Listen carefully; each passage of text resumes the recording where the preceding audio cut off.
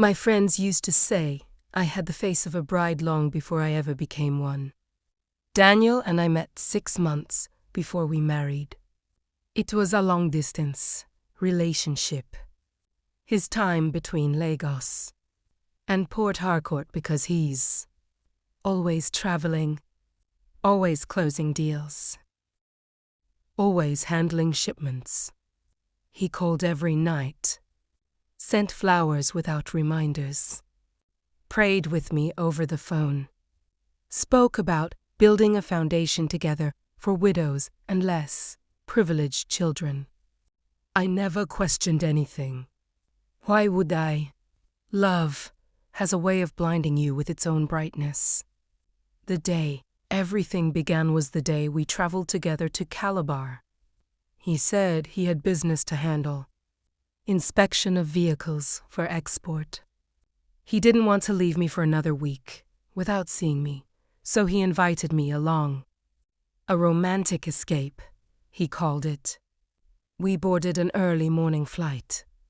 He held my hand the entire time, occasionally pressing, his lips against my knuckles as though reassuring himself that I was real.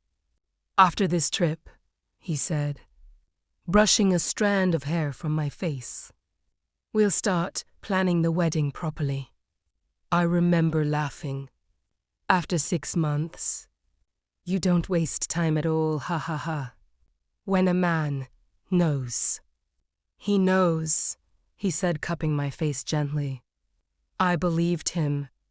Calabar was humid and vibrant. Vendors calling out prices. The smell of roasted plantain drifting through the air. Daniel booked us into a private villa instead of a hotel. He said he preferred discretion. Said he hated crowded places. The villa sat at the edge of town, quiet, almost isolated. That evening, he dressed in a navy blue kaftan that accentuated his build. Gold wristwatch, polished shoes, calm expression. Inspection meeting. I'll be back before midnight. Can I come with you? He hesitated, just for a second. Then he smiled. It might be boring. Warehouse talk, steel, engines, shipping logistics. I pouted playfully. I want to see what my future husband does for a living. He studied my face.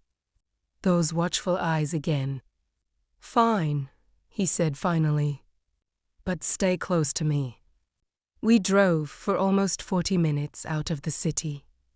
The road narrowed. Streetlights thinning until darkness wrapped around us like a cloak. Eventually, we stopped in front of what looked like an abandoned warehouse. The building was massive but neglected, peeling paint. Broken windows, rusted gates hanging loosely on hinges.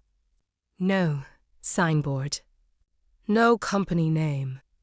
The gate creaked open before he even knocked.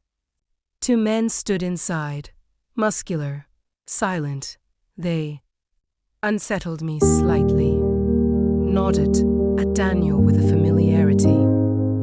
Inside the warehouse was nothing like the exterior. Bright floodlights illuminated rows of vehicles, SUVs, sedans, luxury cars. Semi-pristine, some partially dismantled, engines exposed, doors removed, parts neatly categorized on industrial shelves.